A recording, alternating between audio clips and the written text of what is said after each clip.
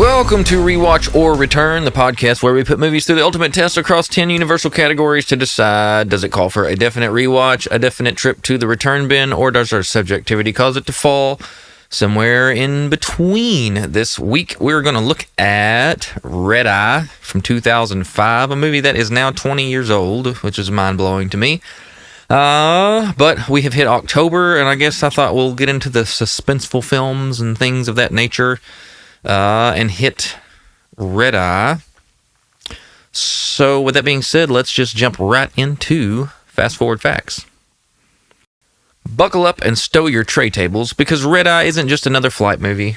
Released in August of 2005 and directed by horror maestro Wes Craven, yes, the guy behind A Nightmare on Elm Street and Scream, Red Eye was a lean 85-minute thriller that proved he could do suspense just as well as slasher scares. The story follows Lisa Reisert, a hotel manager played by Rachel McAdams, who boards a late-night flight only to discover that the charming seatmate she's chatting with isn't so charming after all. That seatmate, Jackson Ripner, played by Cillian Murphy, is a terrorist operative who blackmails her mid-flight to help with an assassination plot against a government official staying at her hotel.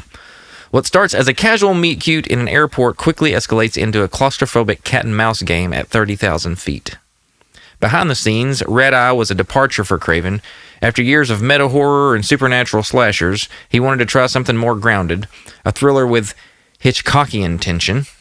The tight runtime, single setting, and character-driven conflict were all deliberate choices to create a nail-biter without gore or even jump scares.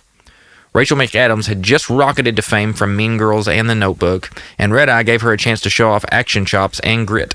Cillian Murphy, meanwhile, had just broke through in 28 Days Later and Batman Begins, and his icy, piercing stare in Red Eye cemented him as one of Hollywood's most unsettling villains. Filming the airplane scenes was no small feat. Much of the movie takes place in a fully constructed plane interior on a soundstage with moving hydraulic rigs to mimic turbulence and flight movement. This allowed for dynamic camera angles and gave Craven room to stage the action more cinematically than a static set would allow. The movie's score, by Marco Beltrami, who frequently collaborated with Craven, kept the tension simmering, and the editing helped compress the action into a real-time feel. Critics praised the film's brisk pacing and strong performances, even as some noted its implausible villain plot. Audiences responded too. Red Eye made over $95 million worldwide on a modest $26 million budget, proving there's still an appetite for stripped-down old-school thrillers. And one final fast fact, Craven originally considered a male lead for Lisa's part, before the script was rewritten to make the protagonist a woman, which added a whole new layer of vulnerability.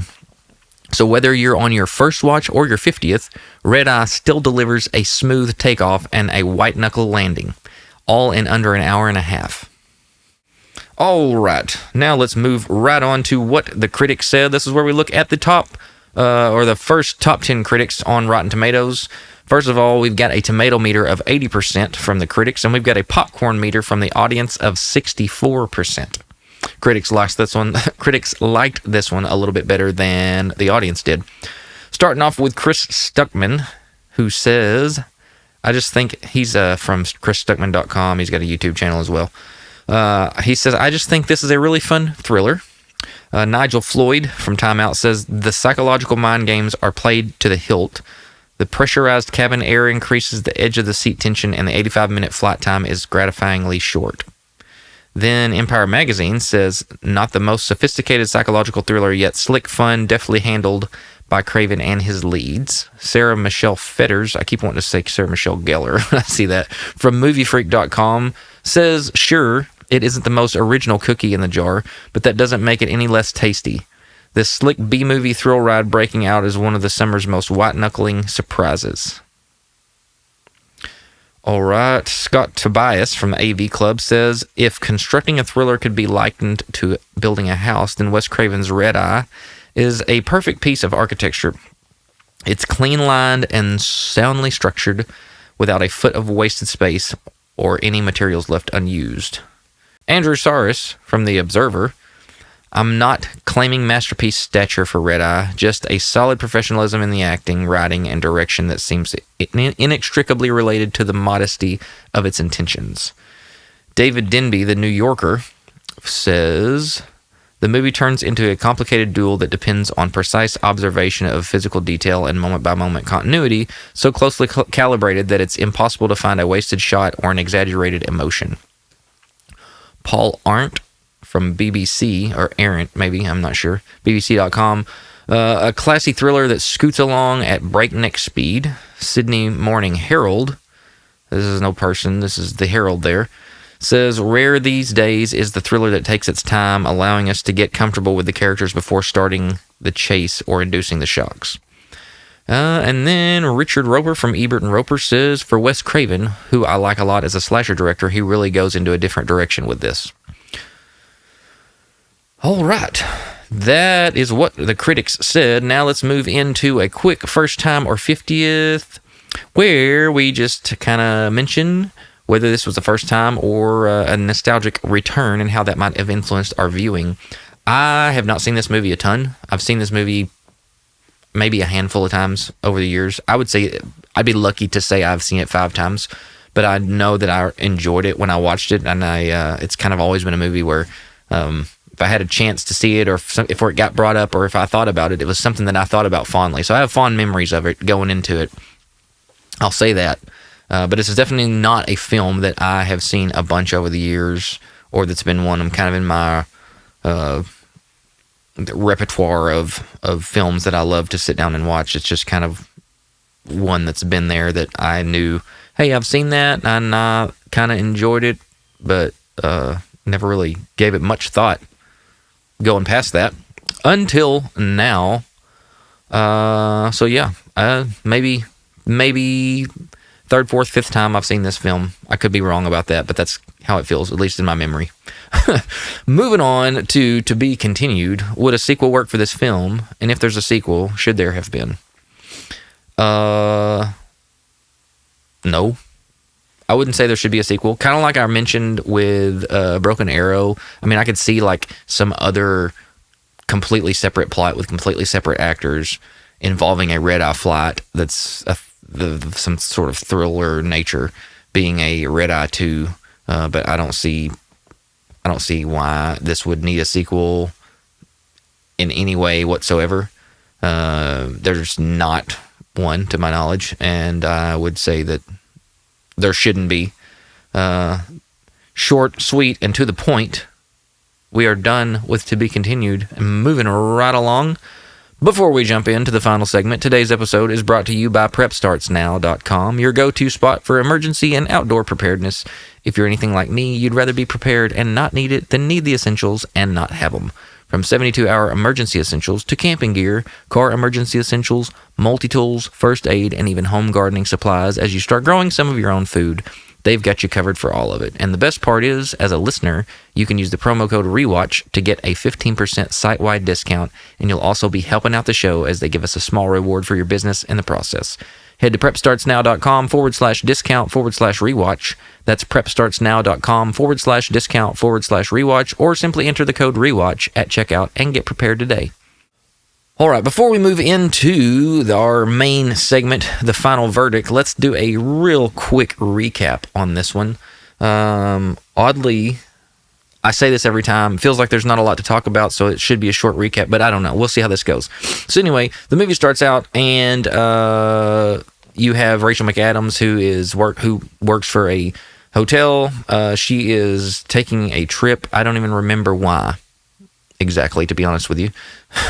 But she's in the airport, and she meets Cillian Murphy, his character, in the line, and kind of has a little connection there with them dealing with a guy who's being a jerk, and they have a little connection over that.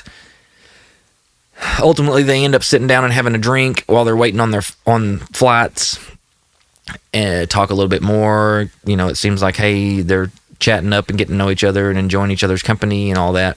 And then she's got to go get on the plane, and so they go board the plane, and she gets on the plane. When she gets there, she realizes, as she gets to her seat, oh, wow, there's the guy I've been sitting here in the bar talking to. He's sitting in the seat right next to where she's supposed to be sitting. So she ends up sitting down, and the plane takes off, and they're having nice, good small talk, where she's seemingly enjoying his company. And then all of a sudden, she starts asking some questions about what he does, and it turns a little sinister. Finds out that he is a bad guy who is intentionally sitting next to her so that he can use her because he wants to kill a senator, I believe, something along those lines. There's a senator that's going to her hotel room, or her hotel that she works for, staying there, and he's staying in a particular room, and Jack, who is Cillian Murphy's character, we're going to call him Jack moving forward, he wants her to call the hotel and have the senator moved to a different room so that basically he can be taken out and killed. And then he tells her that they have her father, and then she ends up calling and finding out that they do in fact have her father, and he's like, we've got a guy outside the house, and if you don't do what I'm asking you to do, then I will tell that guy to go in and kill your father. So she's having a hard time dealing with all this, and eventually she at first goes to call.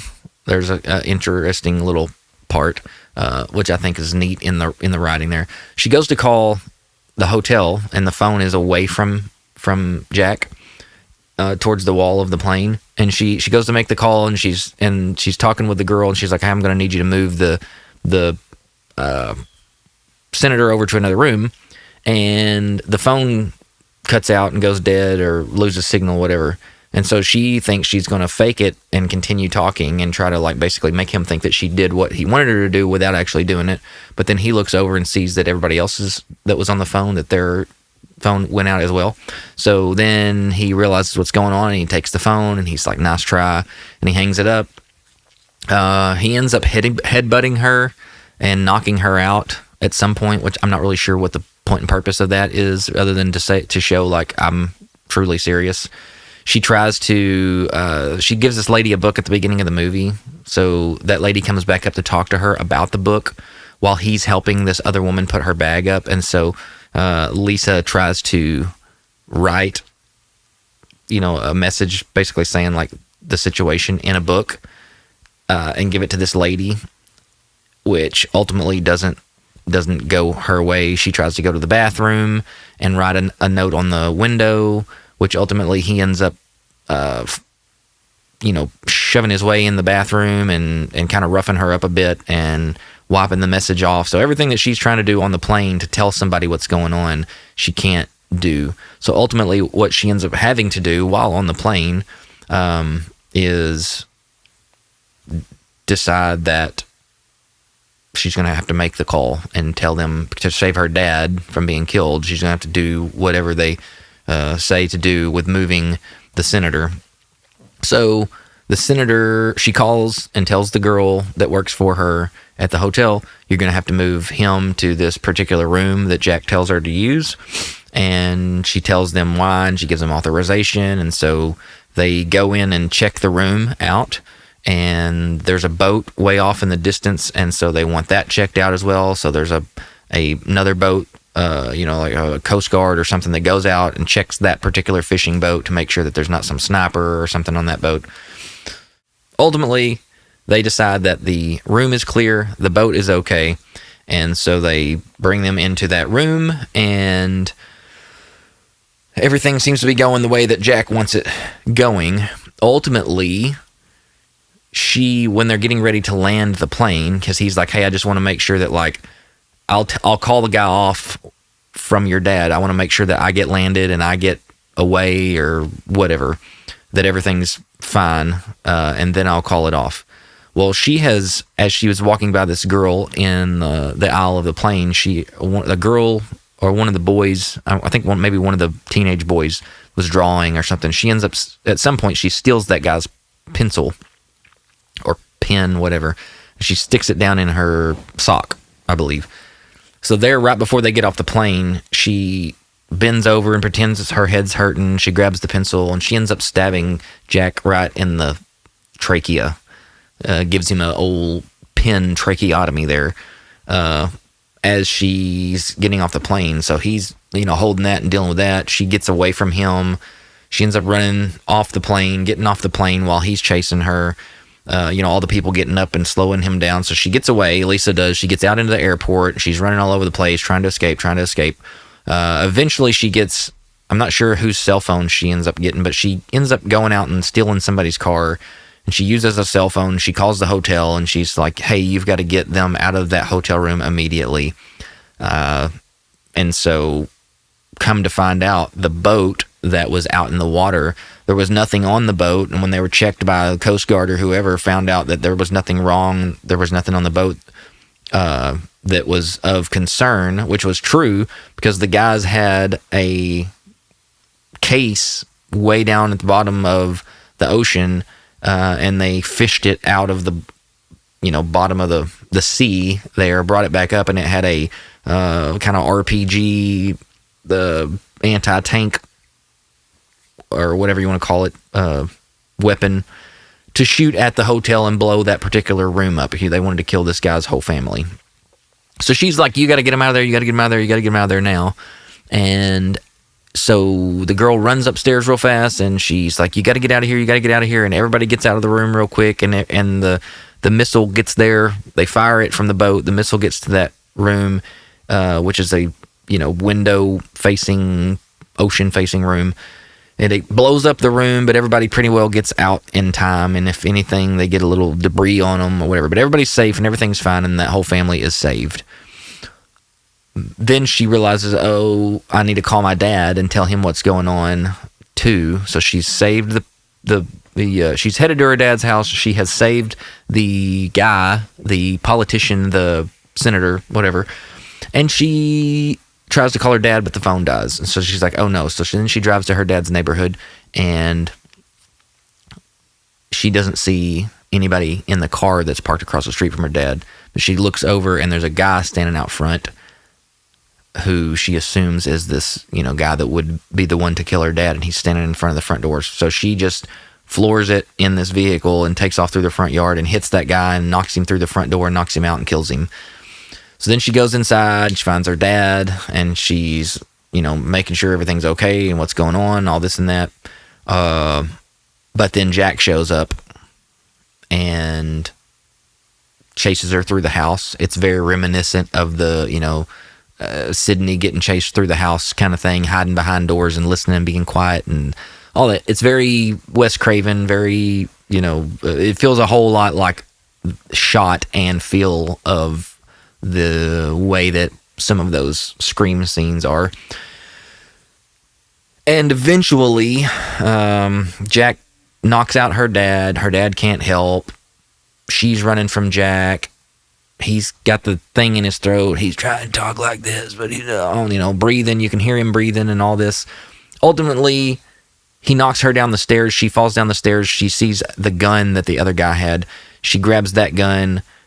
Jack gets down to the bottom of the stairs. He goes to take a step towards her, and she shoots him. And then I don't remember exactly what happened or how somehow he kicks the gun away from out of her hand or something after she shoots him once.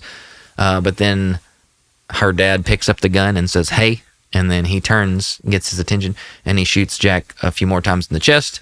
And then he gets Lisa, and happily ever after are her and her dad. And then she goes on to her job at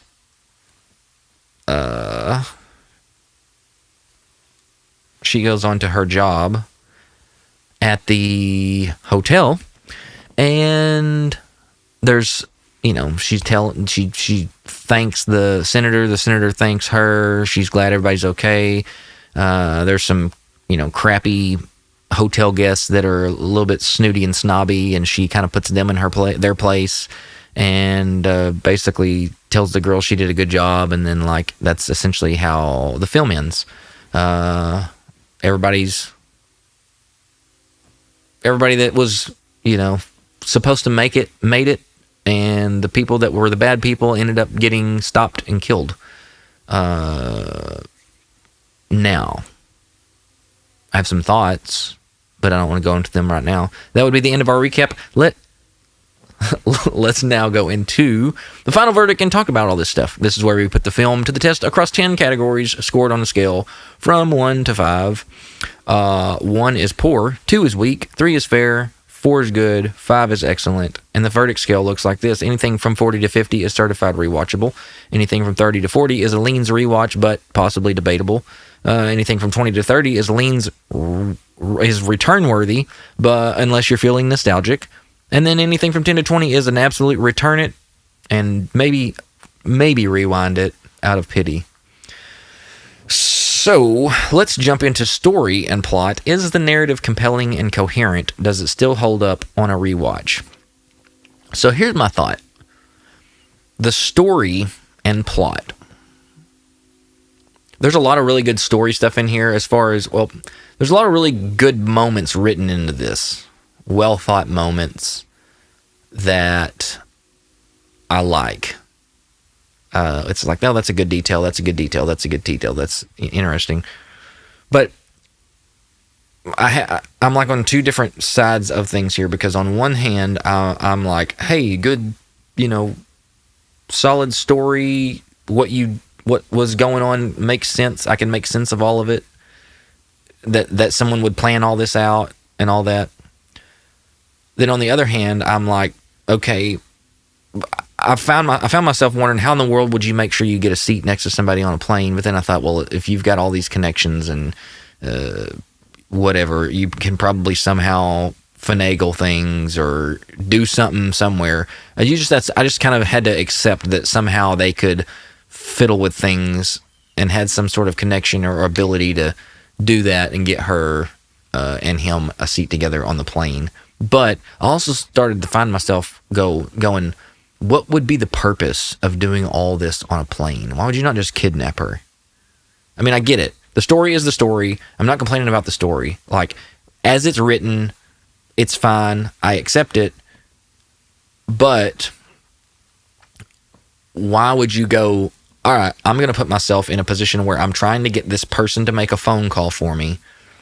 I'm trying to get them to do what I need them to do and hold them hostage and, blackmail wouldn't necessarily be the word, but threaten to kill her father if she doesn't do this thing.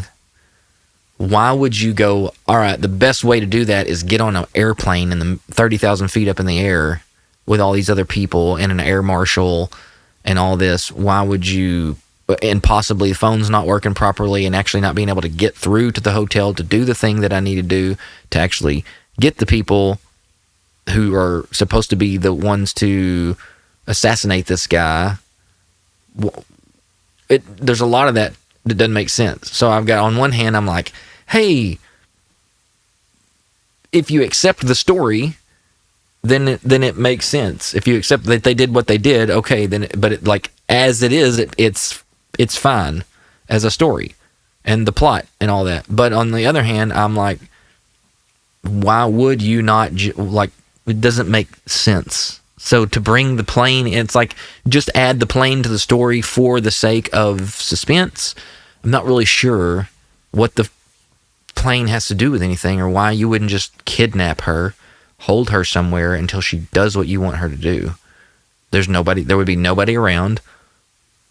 You know what I mean? So, like, these are not good. They've planned all this stuff out, right? They've planned getting on the seat next to her. They've planned, moving the guy to a different room. They've planned the case with the explosive RPG thing down at the bottom of the sea, just in case somebody checks the boat out, knowing that it is all very meticulously planned out, it seems. But at the same time, the most logical and easiest thing to do, it seems like, would be, hey, let's just kidnap her, make her do what we want her to do, threaten her life or her dad's life or whatever. Don't have to deal with the plane thing. Don't have to deal with the phone's possibly not working up there. Don't have to deal with all the other people around and trying to get her to do something without anybody else noticing. And all, so there's like a lot of this that just, like, does not make sense from that aspect, if I'm talking their plan, it's a dumb way to carry out the plan.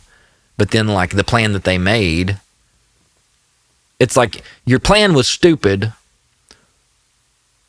but if you're going to do it the way that you did it, that seems to be the most logical way to do it. If you're going to do it that way, it's just a dumb way to do it. There would have been a better way. If that's, I feel like I'm trying to make a plan to do such a thing, which feels weird to sit here and contemplate or think about. Oh, hey, if I was going to do it, this is how I would do it, and it would make the most sense. But I'm just trying to think from a story perspective, or from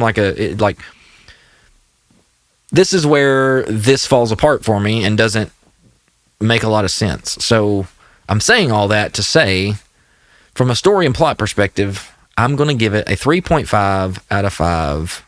I wouldn't say it's good,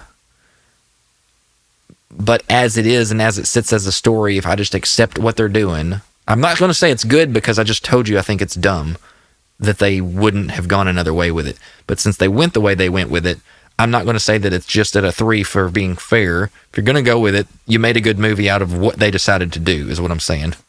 All that to say, rambling, I give this a 3.5 out of 5 and put it right between fair and good for story and plot. Moving on to characters and performances. Are the characters memorable and well acted, or forgettable and flat? Here's the deal with the characters. I'm going to say this kind of sort of as a whole. I think that Rachel McAdams does fantastic. I think that Cillian Murphy does fantastic. I can't think of the guy that plays her father's name. It's not, I want to say it's Brian something, but it's just not ringing a bell. But your main two characters really home run this thing. There's just a lot of really weak acting around it. And because of that, because I'm sure it's a budget thing and all that, but there was a lot of not real great, particularly back at the hotel, the Secret Service people that were supposed to be, or the security guys, they were not great. And it just was not great. So outside of your two main characters, and the girl that works at the hotel, and the couple actually that were the snobby, snooty couple that were complaining there at the hotel, there's a lot of really not great acting in this film. So I would say there's a handful of 5 or 6 folks that are solid, and the rest of them felt very, B-movie-ish. So, because of that, I'm giving characters and performances a 3.5 out of 5. And moving on to pacing and entertainment value. Were you entertained the whole time? Did the movie keep your attention? Does it feel too slow, too rushed, or just right? Pacing and entertainment value. I think that this is a very entertaining film. I think it does keep you engaged the whole entire time. It keeps your attention. It doesn't feel slow. I don't think it even feels rushed. It feels fast-paced, but it doesn't feel rushed. They had the moments that slowed down and sucked you in. They just didn't hang on them for too long. So again, it doesn't feel rushed, but it did go. And for what they were trying to do with this movie, I think that fit really well. So not too slow. I don't think it's too rushed. I think he did a fantastic job of taking a movie and giving you a hour and 28 minute or something, just here it is, boom. The best way that I can explain that. Yeah. Pacing and entertainment value is really solid.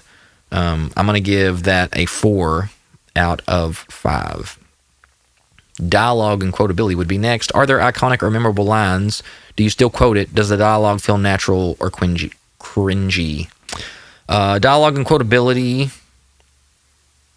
I don't think there's any iconic or memorable lines. I don't think there's anything in this movie that's necessarily quotable even. Does the dialogue feel natural or cringy? I think the dialogue's quite natural. I think it was written well. I think that it was very naturally acted, and it gave them the ability to, come across very naturally is from the main two characters. That is your main portion of the film and what you're really focusing on. But there's nothing that's iconic or super memorable or anything that's quotable necessarily. So from dialogue and quotability perspective, I'm not going to put it at good, but I'm going to put it at a 3.8 out of 5. So just below good. Let's see here. Soundtrack and score. Does the music enhance the film or date it? Does it elevate the emotional tone of the film or feel out of place? Is it iconic or generic? So when this movie first started, I'll tell you, like I couldn't remember. I wouldn't be able to tell you the melody now of what was, like this kind of little theme that started the movie. But there was the movie. I couldn't figure out what. I was like, this theme sounds like it's from another movie.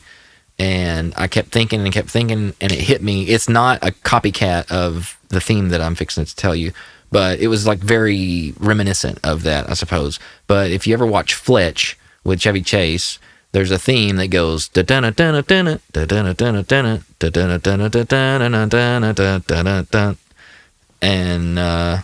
that is what this reminded me of as far as kind of like the intro theme of the film. With that said, I do think that the music enhances the film. I think that the guy, I'm forgetting his name now, Marco Beltrami, if I'm saying that, Beltrami, I'm not sure how to say that.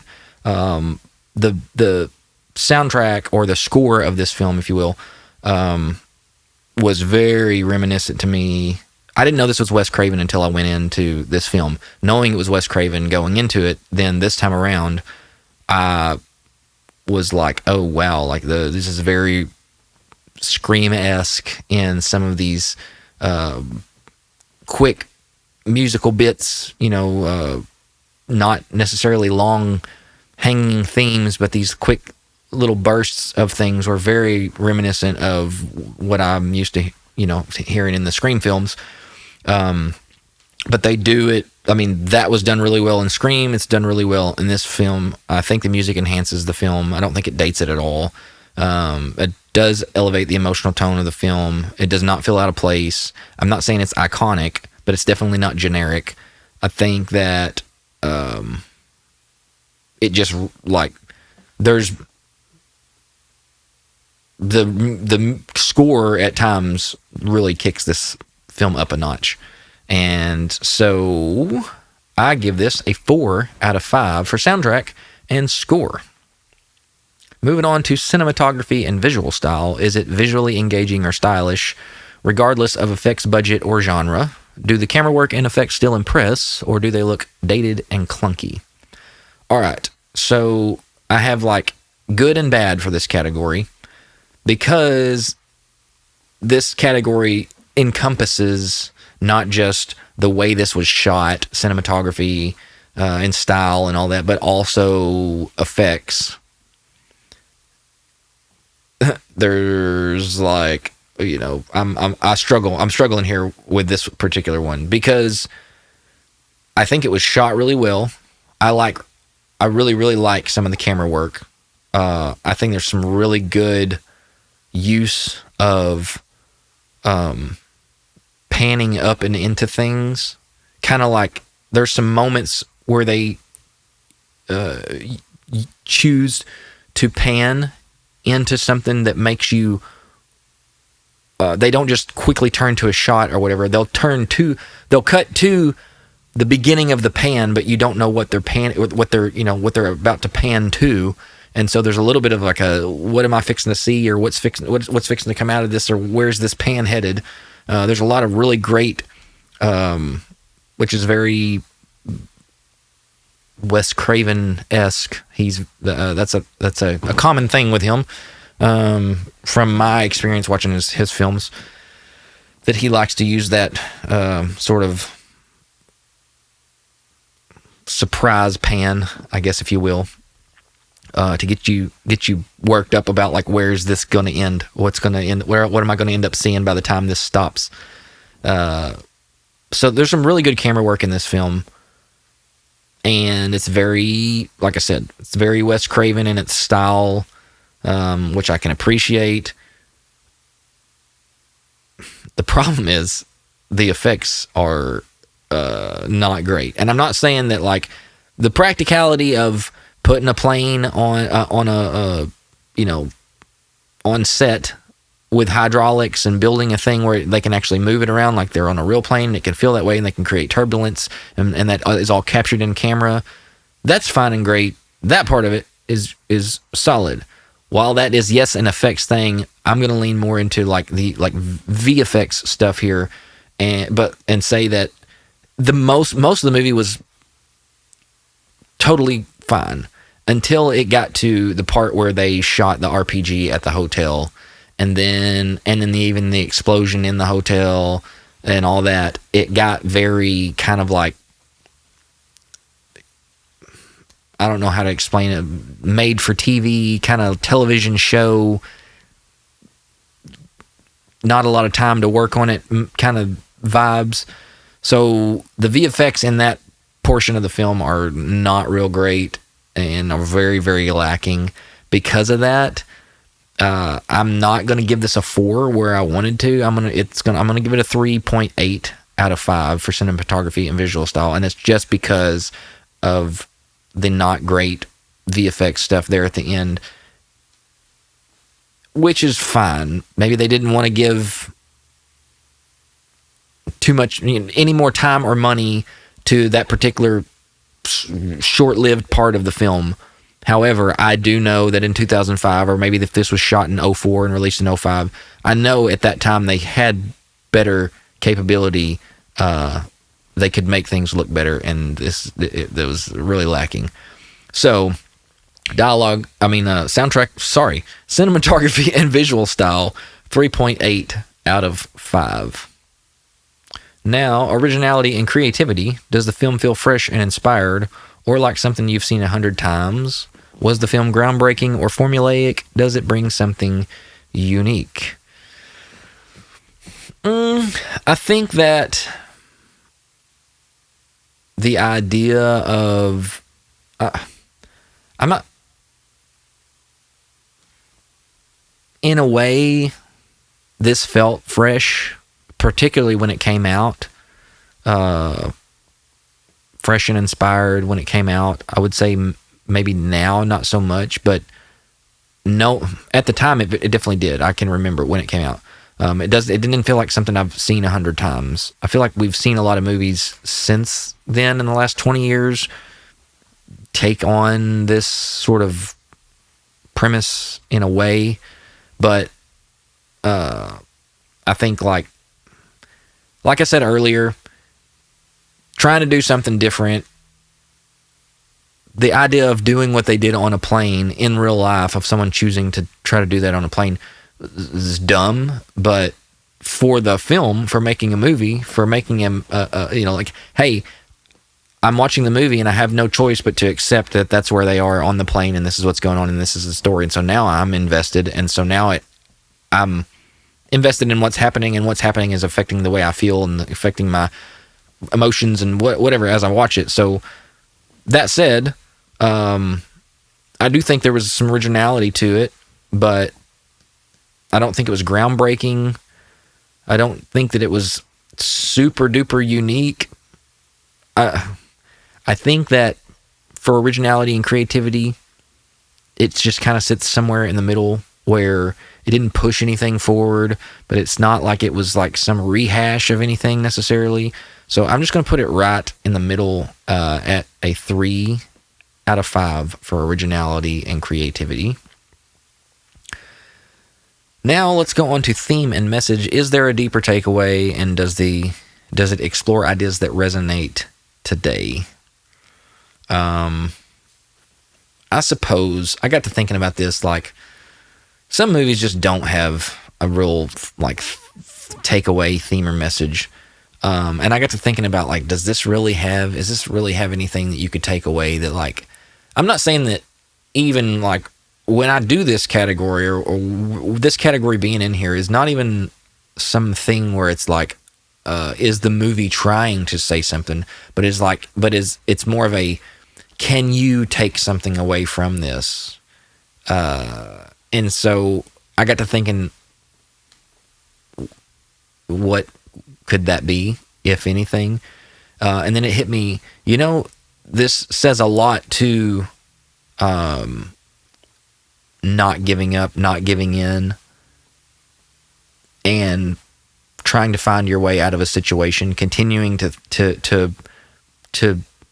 try to find a way out, no matter what it is, even, like it doesn't have to be you're being sort of trapped, kidnapped-ish by a murderer or a hitman or anything like that, but just you find yourself in situations you can either give up or you can continue to rack your brain to try to find some way to get out of the situation or make it better, or to advance.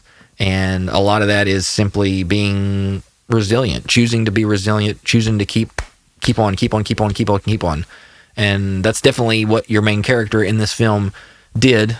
And because of that, she was able to save some folks, or save everybody that she was trying to save.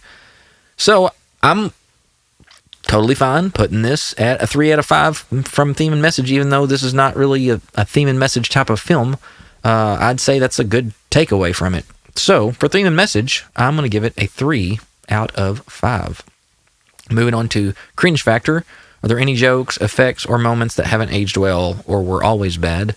Moments that make you wince now? Campy, cheesy, bad effects, outdated jokes that aren't funny, etc. Cringe factor. I put it where I put it because, okay, I'm not comfortable putting it at weak.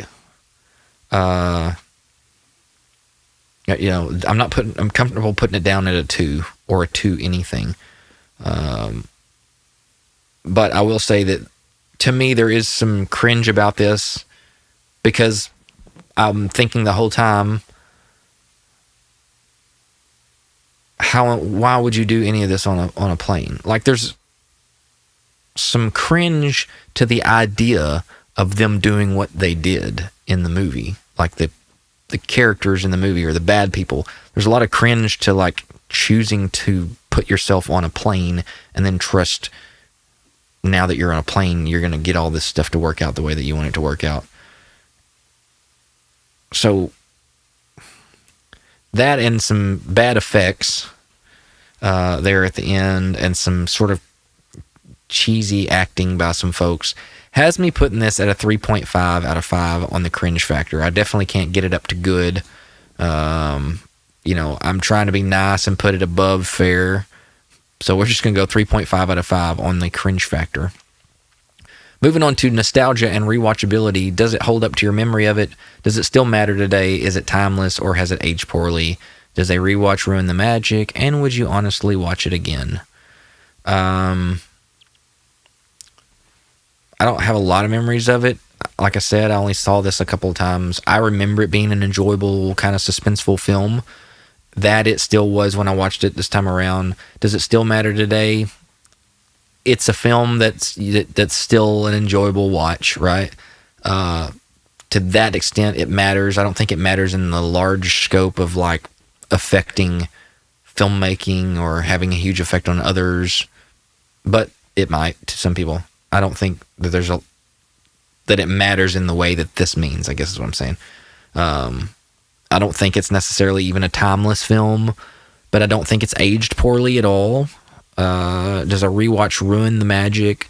A rewatch just reminded me of how enjoyable a less than hour and a half movie could be, because you don't get a lot of those anymore. You don't get a lot of those just like boom, boom, boom, boom, boom, quick and over, get your money's worth and move on. Everything's got to be friggin' 2.5 hours now, or they won't seem to put it out. But some of the best movies and some of the most enjoyable movies are these shorter films that don't have a lot of fluff, and they're enjoyable because of that. And you want to go back to them because you're like, hey, I can knock that movie out real quick. It's enjoyable. I can knock it out, watch it, and don't feel like it took up my whole entire day with a bunch of fluff and a bunch of down moments and a bunch of whatever. So I can appreciate that too. And would you honestly watch it again? Yeah. I mean, I'm sure when the time comes and it's time to sit down and watch it again, or I catch it on TV or whatever, I will watch it again. So for nostalgia and rewatchability, I gave this a 3 out of 5. All right, let's check out the score of these categories. 3.5 out of 5 for story and plot. Characters and performances, I gave a 3.5 out of 5. Pacing and entertainment value, I gave a 4 out of 5. Dialogue and quotability, I gave a 3.8 out of 5. Soundtrack and score gets a 4 out of 5 from me. Cinematography and visual style gets a 3.8 out of 5. Originality and creativity gets 3 out of 5. Theme and message gets a 3 out of 5. Cringe factor gets a 3.5 out of 5. And finally, nostalgia and rewatchability gets a 3 out of 5.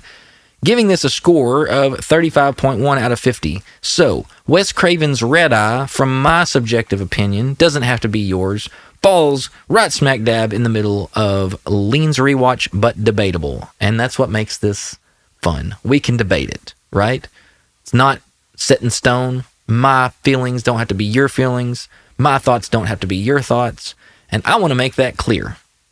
That I hope that you're watching along and you're maybe scoring these yourself. Or after you watch the episode, you go, well, I want to go watch that and see how I feel about it. Or see where my score ends up. That's awesome. Just for fun.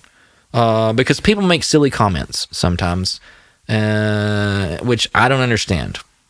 But this is not telling anybody how to feel about anything. This is just all in good fun and hoping that you play along. Anyway, I hope you enjoyed this episode of Rewatch or Return.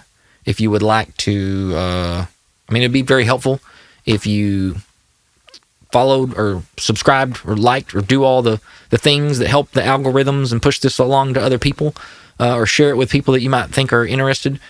Also, if you are that's on YouTube, that is. If you are listening on the Spotify or Amazon or any of those podcasting platforms and you would like to comment or you have something to say, the best place to do it would be on Instagram.com, or Instagram. It would be Rewatch or Return on Instagram.